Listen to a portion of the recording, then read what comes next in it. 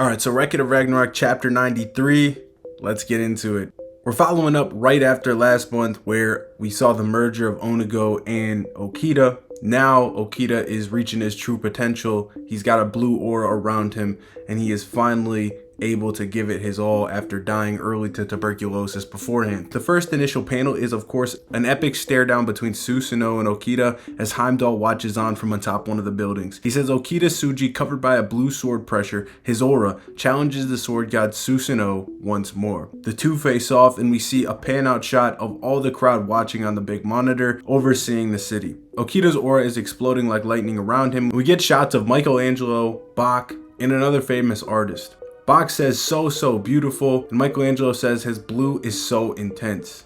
Yeah, it's like his very life is burning. We see Okita still facing Susanoo say the words, "Thank you so much. I'm doing something so selfish and yet you are putting up with me." And at first you're like, is he talking to Susanoo?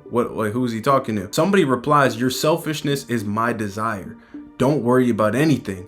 Just swing your sword to your heart's content." Is he talking to Onigo, the demon we saw him having conversations with last month? No, he's actually talking to his Valkyrie. Lo and behold, finally, we have the Valkyrie reveal. Her name is Skald or Skald. She is supporting Okita, so I guess he has both Onigo and her. She says, "I am the Valkyrie who follows the swordsman's soul."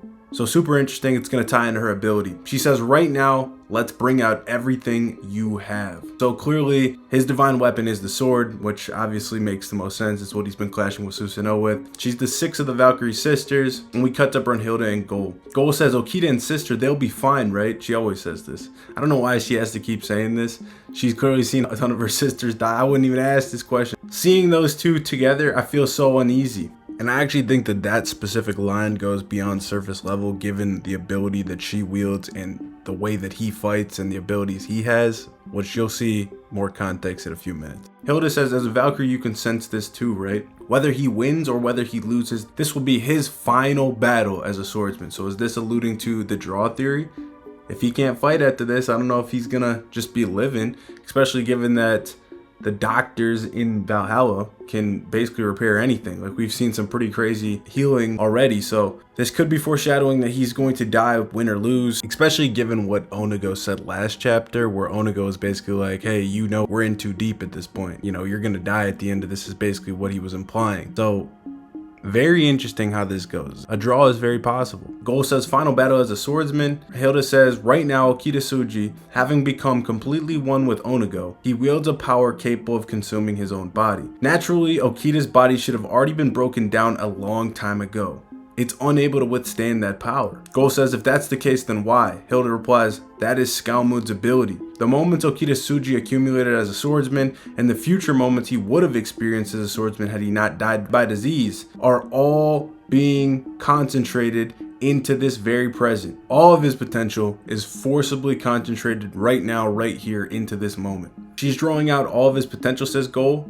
And Hilda says, "Yes. In other words, right now, Okita Tsuji is staking everything past, present, and future on this very fight. He attained the perfect body for a swordsman, and the sixth of the Valkyries, Skald, wields the perfect power for him. The power that dwells within her is the age of the sword." So people were saying they didn't want that Valkyrie to pull up because if he had a Valkyrie, it was going to probably be an ass pull.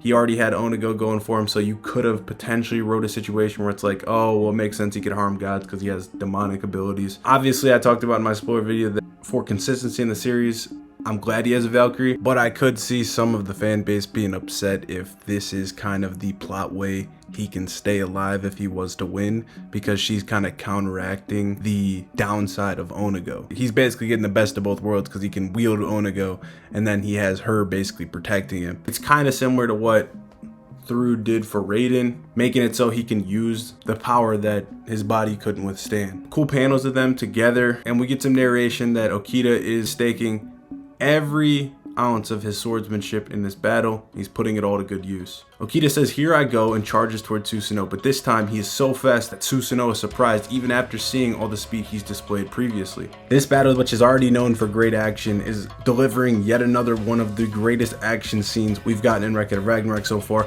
as Okita thrusts forward with a new attack called Demon Claw Thrust. Susanoo barely reacts at the last second, with his godly myriad technique having to go back to the ironclad defense to even be able to survive. reacts at the last second, but when he goes to block the attack, he tries to counter Okita, but he cuts air. It's almost as if he's cutting through water, as Okita is completely formless. He's gone. He's already a mirage in the face of Susanoo. We get to see Okita emerge right behind Susanoo with another strike that Susanoo barely sees at the last second and again reacts. He sends another strike, but again the same thing happens where he tries cutting through him, but he cuts through something akin to water. Okita lands. He stays on the attack. He thrusts once more at Susanoo with oblique dragon. Again, Susanoo's defense, the Godly Myriad, is holding firm enough at this point, but Susanoo cannot catch a break. Without a moment of hesitation, Okita's already launched Tiger's Tail, and he's once again appeared behind Susanoo. This time, Susanoo looked dead to rights. Out of his peripheral vision, he catches it at the last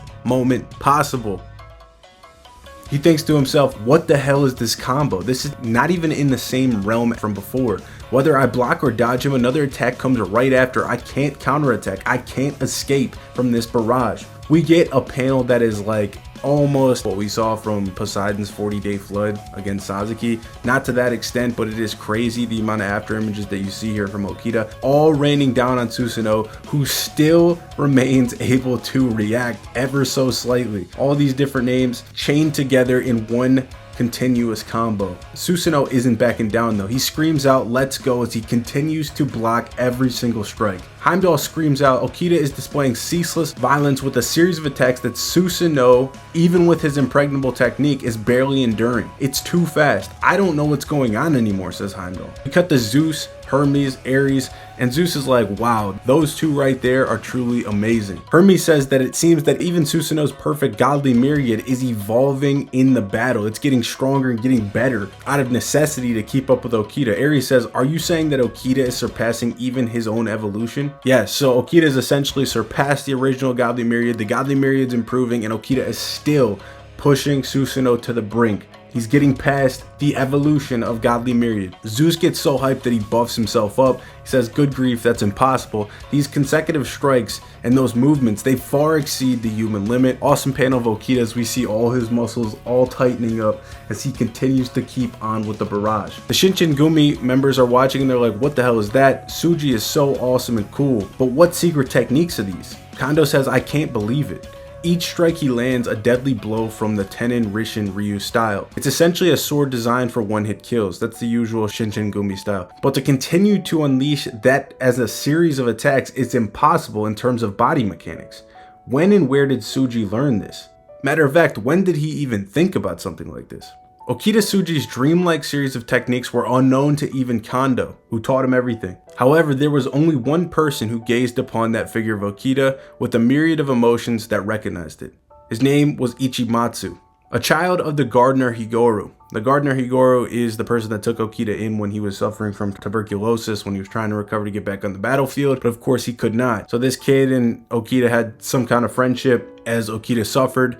And this kid is crying in the crowd and he's holding onto these sheets of paper. He screams out, hang in there, Tsuji, don't lose. We get a small flashback that says even in his later years as his illness worsened and he was no longer able to wield a sword, couldn't pick it up, he never gave up on his swordsmanship and tirelessly on his hands and knees would come up with ideas, draw out the schematics, and try to improve his swordsmanship style with the hope that he would one day get to use these techniques. The kid told him to rest, but Okita says not yet. He coughs up blood as the kid pleads, that's enough already. If you don't rest, you'll really die, Tsuji. Okita replied, Ichimatsu, please find me more ink. I beg you. These techniques were the fruits of countless hours of suffering spent combing and refining over and over and over again. 80 techniques of the Tenin Rishin Ryu style. On the battlefield, a completely new series of linked attacks, a martial art which was devised by Okita himself. So in the spoilers, they were kind of thinking that it was potentially this kid's drawings, but no, this was Okita coming up with the schemes to chain all these attacks together. So he's using styles that he's already learned. The only difference is he's finding a cohesive pattern to where he can chain them together without losing a step, without losing speed, without having to reset. He can just chain the attacks. It's almost akin to like what Tanjiro does with the 13th breathing style. It's like one continuous style, endless barrage of attacks back to back to back. Okita says, I will fight alongside Kondo-san and everyone else once more. The kid is crying now. He says Suji. We get narration that says, born from the desperate flapping of imaginary wings, while he was confined to a sickbed, they were far from reality. These techniques, exceeding the limits of a human being, they would never be used. They couldn't. But for that very reason, Okita Suji's sword transcended human logic and soared into the heavens. This is fucking awesome, dude. We got this pan out shot of this flying over Okita's hut as he was dying. We cut back and it's more after images, all barraging Susanoo as Susanoo is clearly pressed. We got this amazing panel of Okita rising into the air with that damn eagle or falcon or bird that was flying over his cabin, almost as if it appears behind him. He's got these flapping wings, the wings of these techniques that exceed human limits, and he's fully achieved it. It is called Tenin Rishin Ryu, the kite that returns to the heavens. Amazing technique. It looks like he's like got aural wings behind him. He is truly transcendent. It brings Kanda to tears as he mentions the kite that returns to heavens. Empyrean. That's gonna do it for chapter 93. Make sure you subscribe because chapter 94, the breakdown's coming imminently. This chapter was fucking epic. We got the full explanation of Okita's Valkyrie. We get to see the full realization of his potential, the full realization of these abilities that exceed human logic, and all that suffering was not for nothing.